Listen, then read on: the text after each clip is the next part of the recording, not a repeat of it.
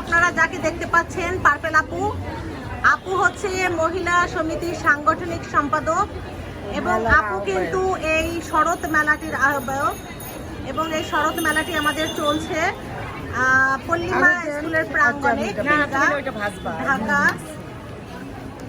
তো আপু কিন্তু বর্তমানে দেখতে পাচ্ছি আমরা যে সুন্দর করে রান্না করছে এবং সুন্দর করে পিঠা ভাজছে আপু।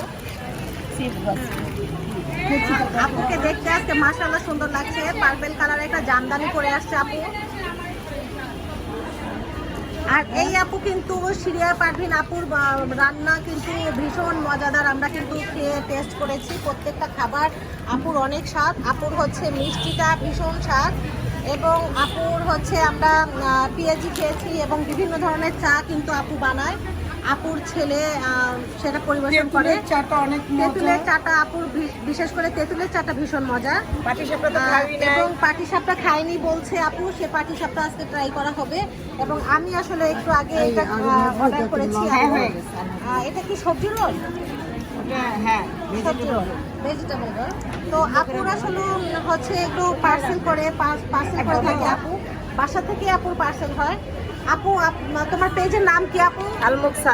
আলমকসাদ পেজে আপনারা বিভিন্ন ধরনের আইটেমের খাবার কিন্তু আপনারা অর্ডার করতে পারবেন।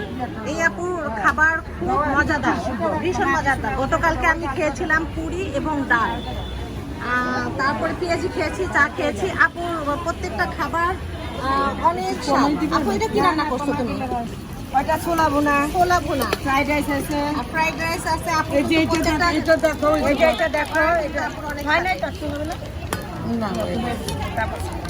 তো যাই হোক, আপনারা যদি আসতে চান আজ রাত 10টা পর্যন্ত আমরা খিলগা পল্লিমা স্কুল প্রাঙ্গণে আছি। আজ রাত 10টা পর্যন্ত আমাদের এই শরৎ মেলাটি চলবে এবং যারা মেলাতে আসতে পারছেন না তারা আপুকে কিন্তু নক করলেই আপু হচ্ছে বিভিন্ন ধরনের ফ্রোজেন ফুড ডেলিভারি করে থাকে, আপনারা পেয়ে যাবেন খুব সহজেই।